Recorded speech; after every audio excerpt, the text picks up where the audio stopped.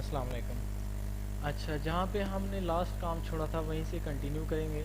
Last हमने कहा किया ये था कि अपना इन बटन्स को हमने अपना मुकम्मल किया था कि ये जो काम करना स्टार्ट कर दें, अपना फ़िल्टर लगाए थे। ठीक है, ये बिल्कुल सही काम कर रहे हैं। अब हमने करना ये कि ये मार्क एज रिसीव्ड वाले बटन कुछ भी नहीं कर रहे अभी। इनको हमने इस तरीके से बनाना है कि जब यहाँ पे पेंडिंग हो किसी का स्टेटस और हम इस बटन पे क्लिक करें तो ये स्टेटस पेंडिंग से रिसीव्ड में चेंज हो जाए। ठीक है, तो इसको कैसे करेंगे, अपने ज़रा कोड में आते हैं। इसी फाइल में हमने ज़्यादातर अब काम करना है। इसमें हम करेंगे ये, इसको मैं ज़रा कमेंट को ज़रा थोड़ा सा डिक्लेरेटिव बना देता हूँ। ये हमारे पास कोड है, कोड फॉर, या इसको मैं इस तरह से लिखता हूँ, व्हेन पेंडिंग बटन क्लिक। ठीक है, और इसको मैं लिखता हूँ व्हेन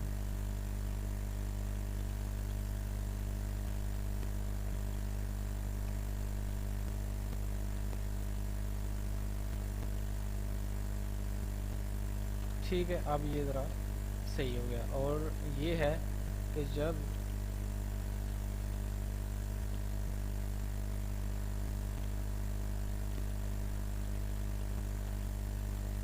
ठीक है। अच्छा, अब हमने जो नेक्स्ट काम करना है वो ये है कि हमारे पास ये मार्क एंड रिसीव्ड का जो बटन हमने बनाया था, इसको हमने ज़रा इसमें जान डालनी है। यहाँ पे हमने डमी लिंक दिया था, इसमें हमने अब काम करना है, इसका ज़रा हुलिया तब्दील करना है। अच्छा, इसको भी मैं क्या करता हूँ कि इसी जो पेज पे काम कर रहा हूँ इसी पेज का एड्रेस दूंगा, और इसी को भी वैसे ही, बिल्कुल वैसे ही एक यूआरएल के अंदर वेरिएबल बनाऊंगा। ठीक है, जैसे हमने यहाँ पे बनाया था, ये कोने में नज़र आता था, यहाँ पे हमारे पास नज़र आता था, वैसे ही मैं यहाँ पे भी वेरिएबल बनाऊंगा। तो हमने वो चीज़ सीख ली है, बड़े आसान है। आसान इस तरह से है कि जिस वेरिएबल पे, जिस पेज पे या जिस एड्रेस पे हमने वो वेरिएबल बनाना हो वो एड्रेस देते हैं। एड्रेस मैं यहाँ पे दूंगा शो फाइल रिकॉर्ड, इसी पेज का एड्रेस record.php, और क्वेश्चन मार्क लगा के वेरिएबल का नाम। अब फ़िल्टर नहीं रखेंगे, नाम इसका कोई और रखेंगे। ठीक है, क्योंकि फ़िल्टर जितने भी हमने फ़िल्टर से काम लेना था वो तो हमने ले लिया। अब इसका नाम रखते हैं चेंज स्टेटस। ठीक है, ये हमने नाम रख लिया। इसको इक्वल टू कर देते हैं कि जी लेट्स सपोज मार्क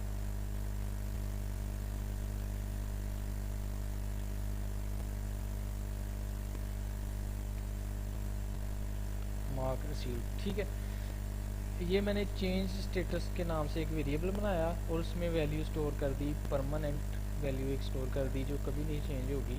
यहाँ यहीं पे इसको मैंने वैल्यू दे दी मार्क रिसीव्ड के नाम से, इसमें मैंने स्ट्रिंग सेव कर दी। ठीक है। अच्छा, अब इसको कंट्रोल एस से जब सेव करके मैं अपने इस पेज को रिफ़्रेश करूँगा तो जब वही काम होगा अब कि जब मैं किसी भी बटन पे ये चीज़ लेके आऊँगा, ठीक है, ये देखें, किसी भी चीज़ लेके आऊँगा तो यहाँ पे स्टेटस मेरे पास वो वहाँ पे शो हो रहा होगा कि मार्क रिसीव्ड। ठीक है, लेकिन हमें ये सब पे ये मार्क रिसीव्ड जिस बटन पे भी लेके आऊँगा यहाँ पे वो, यानी अगर मैं क्लिक करूँ तो ये स्टेटस है मार्क रिसीव्ड का। अगर इस बटन पे क्लिक करूँ फिर भी वही है, अगर इस बटन पे क्लिक करूँ फिर भी वही। ठीक है, असल में हमने एक गलती कर दी है, इसको हमने इस तरह से नहीं लिखना। हमने करना ये है कि यहाँ पे इसको इक्वल टू करना है PHP के कोड के साथ। PHP का कोड स्टार्ट करके हमने यहाँ पे ये ID देनी है।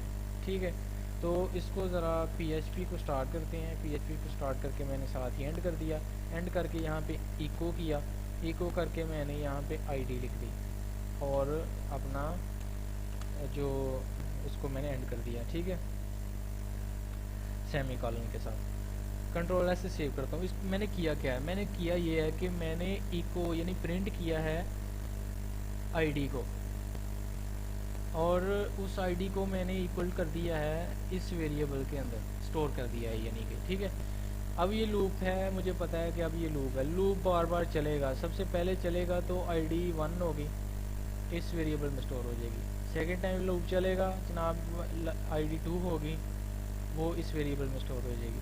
नेक्स्ट टाइम जब चलेगा ID कोई और होगी, वो इस वेरिएबल में स्टोर हो जाएगी। ठीक है, तो ये जब भी चलेगा ये इस स्टेटस वाले, चेंज स्टेटस वाले जो वेरिएबल है, इसको हर दफ़ा एक नई ID असाइन हो जाएगी, नई ID मिलती जाएगी, बड़े आसान लफ्ज़ में। ठीक है, कंट्रोल एस से सेव किया, सेव करके जनाब मैंने इस एड्रेस को कट किया, कट करके अपनी ओरिजिनल एड्रेस को रिफ़्रेश किया। रिफ़्रेश करके अब मैं बटन पे क्लिक करता हूँ, आपने यहाँ पे नज़र रखनी है कि उसकी ID क्या है। पहले बटन पे लेके आया ID स्टेटस की 1 है यहाँ पे, ठीक है। दूसरे पे लेके आया 3 है, 4 है, 5 है, 6 है, चेंज होती जाएगी। जो ID यहाँ पे है वही मुझे बटन के ऊपर नज़र आ रही है इस एड्रेस में। या अगर मैं इसकी क्लिक करूँ तो ये देखें change status is equal to 3। अगर यहाँ पे क्लिक करूँ तो change status is equal to 6। अब मैंने ये काम क्यों किया है? मैंने ये काम इसलिए किया है कि ताकि मैं पहचान सकूं कि जनाब किस रिकॉर्ड वाले बटन पे क्लिक हुआ है। ठीक है, ताकि जस्ट वही रिकॉर्ड जो डेटाबेस के अंदर है, जस्ट वही रिकॉर्ड का स्टेटस चेंज हो। यानी कि ये मैंने यूनिकली आइडेंटिफाई करने के लिए किया है कि रोल नंबर 10 का, फॉर एग्जांपल रोल नंबर 10 का चेंज कर दो जी स्टेटस, रोल नंबर 11 का, रोल नंबर 12 का, रोल नंबर 7 का, रोल नंबर 8 का। ठीक है, तो ये असल में मैंने ये ट्रिक इसलिए खेली है ताकि मैं इन चीज़ों को पहचान सकूं कि मेरे पास बटन तो बहुत सारे हैं, एक ही नाम है उनका, लेकिन जब उस पर क्लिक हो तो रिकॉर्ड कैसे पहचाना जाएगा। तो रिकॉर्ड जनाबे वाला इस तरह से पहचाना जाएगा कि जब इसको क्लिक करेंगे तो ID से पहचान होगी कि इस बटन की ID 8 है, या इस पर्टिकुलर रिकॉर्ड की ID 8 है। जस्ट उसका हमने रिकॉर्ड जो स्टेटस है वही चेंज करना है, ताकि सब का तो ना हो ना, सिर्फ उसी का हो जिस पे हम क्लिक करें। इसलिए हमने ये चीज़ की है। अब हमने जो मुश्किल पार्ट था वो तो हमने कर लिया, ठीक है। अब हमने कर लिया जनाब, इसके अंदर ID स्टोर कर दी और ये चीज़ स्टोर हो रही है। अब सबसे नीचे आएंगे जहाँ पे हम अपना PHP का कोड जो वो कर रहे हैं, यहाँ पे हम करेंगे इफ़ अगर इस सेट, अगर सेट हुआ हो क्या चीज़, गेट की मदद से जो चीज़ आ रही है, क्या आ रही है, वहाँ पे हमने वेरिएबल एक डिक्लेयर किया था, वेरिएबल डिक्लेयर किया था चेंज स्टेटस के नाम से। इसी को कॉपी कर लेते हैं as it is, double commas में लिखेंगे इसको। ठीक है, कि मैंने ये कह रहा हूँ कि आप में, आपके अंदर गेट पाजी, आपके अंदर जो स्टेटस, चेंज स्टेटस के नाम से वेरिएबल में जो ID आ रही है, अगर कि आपके अंदर कोई ID है, इस सेट का मतलब है अगर इसके अंदर कोई ID है तो आपने क्या करना है, आपने ये काम करना है, डू समथिंग। ठीक है, तो ये उस ID के अकॉर्डिंग हम अब उससे कोई काम ले सकते हैं। तो हम इससे अब काम क्या लेंगे, हम काम ये लेंगे कि उस पर्टिकुलर रिकॉर्ड के या उस पर्टिकुलर ID के स्टेटस को चेंज करेंगे डेटाबेस के अंदर। ठीक है, तो उसके लिए हम यहाँ पे जल्दी जल्दी कोड कर लेते हैं, क्यूरी लिख लेते हैं। क्यूरी हम लिख लेते हैं जी, क्यूरी नाम से एक वेरिएबल बना लेते हैं और इसके अंदर एक क्यूरी लिख लेते हैं।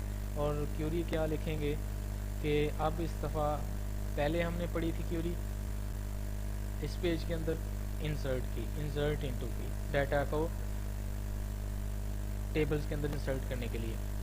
बाद में हमें डाटा की ज़रूरत पड़ी, हमें डाटा डिस्प्ले करवाना था, वहाँ से रिट्रीव करना था, फेच करना था, उसके लिए हमने सेलेक्ट की क्यूरी इस्तेमाल की कि ये चीज़ें सेलेक्ट कर लो। अब हमने ना ही सेलेक्ट करनी है और ना ही इंसर्ट करनी है, अब हमने उस चीज़ को अपडेट करना है। पहले से रिकॉर्ड मौजूद है लेकिन हमें उसमें नया रिकॉर्ड एंटर करना है, उसके लिए हम अपडेट की क्यूरी यूज़ करेंगे। क्यूरी जनाब ये है SQL की अपडेट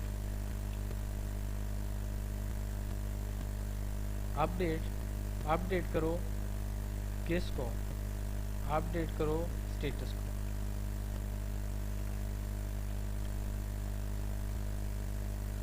ठीक है, हमने कहा कि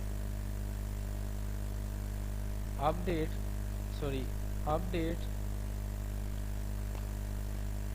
यहाँ पे हम लिखेंगे उस टेबल का नाम, ठीक है, जिसको हमने अपडेट करना है, जिसके अंदर हमने काम करना है। हमने कहा अपडेट, उसका नाम था फाइल रिकॉर्ड, अपडेट करो फाइल रिकॉर्ड वाले टेबल को, यानी कि इसकी बात कर रहे हैं कि ये फाइल रिकॉर्ड वाले टेबल को अपडेट करो। क्या करो, इसमें सेट करो, क्या चीज़ सेट करो, स्टेटस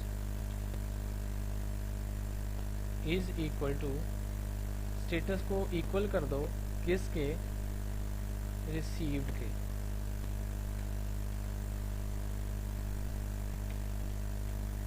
ठीक है, उसको चेंज कर दो रिसीव के।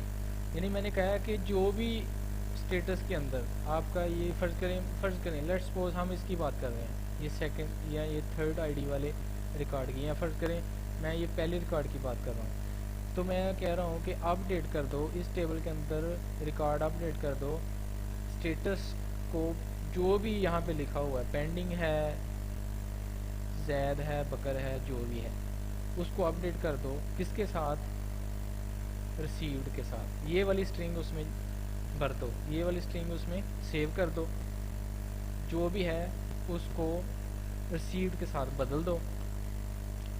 अब यहाँ तो स्टेटस इतने सारे हैं, ये है, ये है, ये है, कैसे मुझे पता चलेगा किस रिकॉर्ड के स्टेटस को मैंने चेंज करना है? तो उसके लिए मैं लिखता हूँ वेयर, जहाँ पे आईडी इज़ इक्वल टू, जहाँ पे आईडी बराबर है किसके,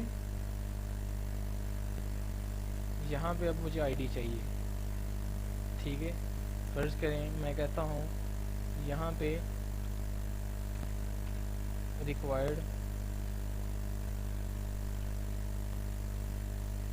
चेंज आईडी, ठीक है, ये मैंने अपनी तरफ से एक वेरिएबल बना लिया। मैं क्या कह रहा हूँ कि अपडेट करो इस टेबल में, सेट कर दो वैल्यू स्टेटस की रिसीव्ड, जहाँ पे आईडी मिले आपको इस वेरिएबल के अंदर जो भी वैल्यू है।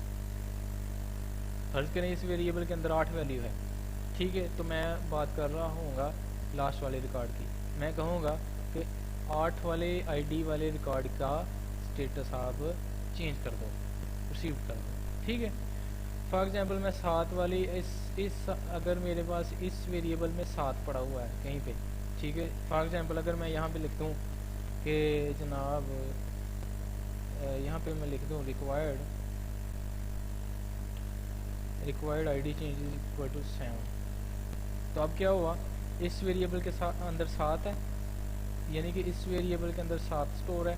तो मैं बात कर रहा हूँ इस वाले रो की कि जनाब जहाँ पे आईडी 7 है उसके स्टेटस का उसका स्टेटस जो है वो आप अपडेट करके उसमें रिसीव सेव कर दो, रिसीव्ड स्टेट सेव कर दो। तो यहाँ पे पहले पेंडिंग है, तो यहाँ पे रिसीव्ड जो है वो यानी लिखा हुआ आ जाएगा और ये रिकॉर्ड अपडेट हो जाएगा, पर्टिकुलर रिकॉर्ड अपडेट हो जाएगा सिर्फ 7 वाला। अगर 6 होगा उस वेरिएबल में तो ये वाला रिकॉर्ड अपडेट होगा, अगर 5 होगा तो ये वाला रिकॉर्ड अपडेट होगा, ठीक है। तो इस तरीके से हम ये ट्रिकें इस्तेमाल करके रिकॉर्ड्स को हम पहचान सकते हैं। ये आईडी हमने इसीलिए लिखी थी, ये पर्टिकुलर रिकॉर्ड, ये आईडी एज इट इज़ उसी तरीके से जैसे हम क्लास में बच्चों के रोल नंबर लिखते हैं, क्योंकि जो नाम है बच्चों के वो तो 2-4 बच्चे ऐसी क्लास में हो सकते हैं जिनके नाम सेम हो, ठीक है, लेकिन हर बच्चे का रोल नंबर हमेशा अलग-अलग ही होता है। 2 ऐसे बच्चे हमारे पास सेम क्लास में नहीं हो सकते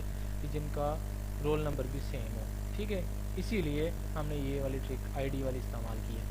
अच्छा, अब ये 7 तो ये नहीं हमें चाहिए, हम तो चाहते हैं कि जहाँ भी ये क्लिक हुआ हो, जहाँ भी ये क्लिक हो वही जो आईडी है जो यहाँ पे नज़र आ रही है उसी का स्टेटस जो है वो चेंज हो। तो हम क्या करेंगे, यहाँ पे करेंगे रिक्वायर्ड आईडी, यही जो यहाँ पे मैंने इस्तेमाल किया है वही मैं वेरिएबल रहने देता हूँ, और यहाँ पे मैं उसी आईडी को गेट कर लेता हूँ जहाँ पे लास्ट टाइम यूज़र ने क्लिक किया था, ठीक है। क्योंकि मुझे पता है कि चेंज स्टेटस के अंदर वैल्यू चेंज होती रहती है, क्योंकि जब मैं यहाँ पे कर्सर लेके आता हूँ तो ये चेंज स्टेटस के अंदर वैल्यू कभी 4 थी, कभी इसमें 6 आ जाती है, कभी इसमें 7 आ जाती है, चेंज होती रहती है।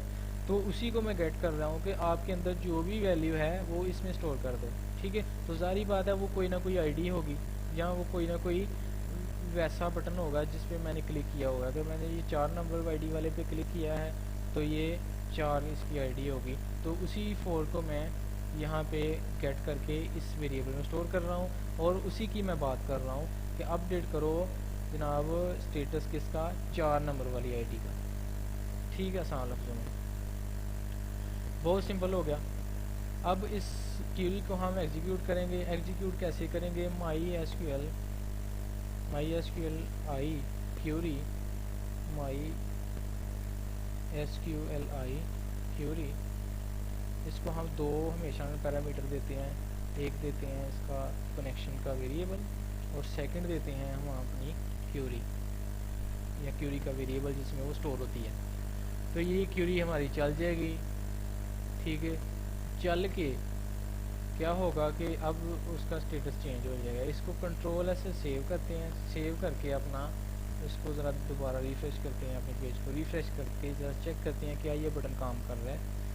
फॉर एग्जांपल हमारा ये पहले नंबर वाला रिकॉर्ड है, ठीक है। इसको मैं जब क्लिक करता हूँ तो ये देखें ये स्टेटस 1 आ गया और ये चेंज हो गया। एक्चुअली ये चेंज हो गया है, यहाँ पे ये पेंडिंग ही अभी लिख रहा है, लेकिन अगर मैं अपना डेटाबेस में जाके इसको रिफ़्रेश करूँ तो यहाँ पे ये देखें पहले नंबर वाली रिकॉर्ड का स्टेटस पहले पेंडिंग था, अब ये रिसीव्ड हो गया। लेकिन ये पेज पूरा रिफ़्रेश नहीं हुआ जिसकी वजह से ये पेंडिंग आ रहा है। अगर मैं पेज को रिफ़्रेश करूं, ठीक है, रिफ़्रेश कैसे करूंगा, यहीं इसी को मैं अगर मैं रिफ़्रेश कर दूं तो देखें यहाँ पे रिसीव लिखा हुआ आ गया, ठीक है। तो हमने आया पता चला हमें कि हमने जब ये बटन पे क्लिक करना है, क्लिक करके हमने पेज को रिफ़्रेश भी करना है ताकि दोबारा हमारे पास जो नया रिकॉर्ड आया है वो ज़रा पेज रिफ़्रेश हो जाए, लोड हो जाए वो रिकॉर्ड। तो उसके लिए हम क्या करेंगे जनाब, रिफ़्रेश करने के लिए पेज को करने के लिए पेज को हमारे पास 2-3 तरीके हैं। या तो हम जनाब ये करें कि जो यहाँ पे फंक्शन इस्तेमाल किया था, ठीक है, डिस्प्ले टेबल का, उसी को यहाँ पे कॉल कर लें कि जब रिकॉर्ड अपडेट हो तो पेज दोबारा एक बार फिर जो है वो पॉपुलेट हो जाए या बन जाए, ठीक है। या हमारे पास और भी तरीके हैं पेज रिफ़्रेश करने के, जावा इसमें सॉरी हाँ जावा स्क्रिप्ट में भी हम इसको कर सकते हैं, ठीक है। ये अब हम पे डिपेंड करता है कि हम इसको किस तरीके से करेंगे। इसको हम बाद में फिक्स कर सकते हैं या इसको हम फर्ज करें यहाँ पे इसको कर ही लेते हैं कि हम ये कहेंगे कि आप इको कर दो। अब ये नया तरीका है, इको कर दो क्या, यहाँ पे हम स्क्रिप्ट लिखेंगे। एक्चुअली ये जावा स्क्रिप्ट, अब हम असल में क्या कह रहे हैं, PHP के इको के अंदर ये डबल कोट्स के अंदर जावा स्क्रिप्ट लिखने की कोशिश कर रहे हैं, ठीक है। यहाँ पे हम लिखेंगे कि स्क्रिप्ट का टैग शुरू हुआ और क्लोज हुआ। हमेशा जावा स्क्रिप्ट ऐसे ही लिखी जाती है कि स्क्रिप्ट के टैग को शुरू किया जाता है, उसको बाद में क्लोज कर दिया जाता है। तो इसके अंदर जो कोड होता है वो पहचान लेता है कंपाइलर के इसके अंदर जो भी कोड है वो जावा स्क्रिप्ट का है। तो यहाँ पे मैं कर देता हूँ कि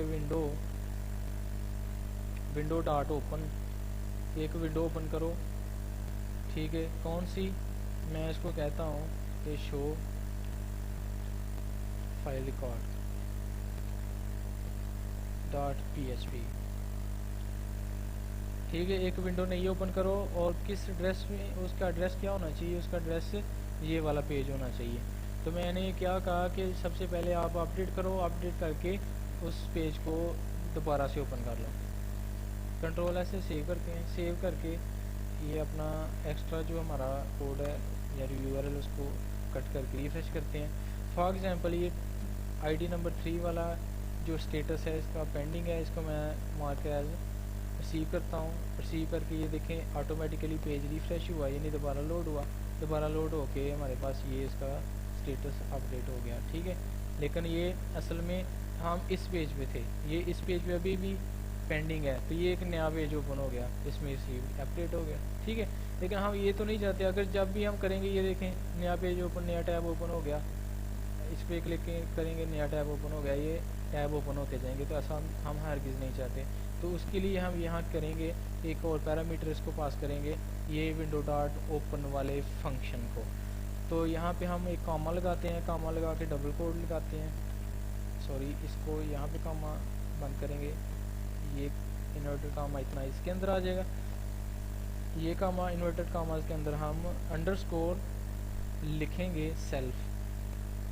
ठीक है, इसका मतलब हमने ये कहा कि ये वाला एड्रेस ओपन करो लेकिन अपनी विंडो के अंदर ही, एक नई विंडो आपने ओपन नहीं करनी, एक नया टैब ओपन नहीं करना, उसी टैब के अंदर आपने ओपन करना है। कंट्रोल ऐसे सेव किया, सेव करके अपना इसको जल्दी से रिफ्रेश करके टेस्टिंग कर लेते हैं। टेस्टिंग की जब हमने फिर करें, ये रिकॉर्ड है 5 नंबर वाली फाइल का, इसको मैं क्लिक करता हूँ तो ये देखें अब इस बार रिकॉर्ड अपडेट हो गया लेकिन नई विंडो ओपन नहीं हुई। ठीक है, तो जो हम चाहते थे वो जनाब हमारा टास्क कंप्लीट हुआ। हमारे ये सारे बटन जितने भी हैं ये वर्केबल, ये देखें सारे स्टेटस जो हैं वो रिसीव हो गए। अब अगर पेंडिंग पे क्लिक करूँ तो कोई रिकॉर्ड मेरे पास ऐसा बचे ही नहीं जिसका एक जो स्टेटस है वो पेंडिंग हो। अगर हम डेटाबेस में जाके अपने डेटाबेस को रिफ्रेश करेंगे तो यहाँ भी सारे के सारे स्टेटस जो हैं वो चेंज हो चुके हैं। तो ये था हमारा जनाब अपना इस बटन का काम। ठीक है, नेक्स्ट वीडियो में इंशाल्लाह आएंगे तो अपना डिलीट वाले बटन को भी फंक्शनल बनाएंगे, उसको भी देखेंगे कि वो कैसे काम करेगा। ठीक है, तब तक के लिए अल्लाह।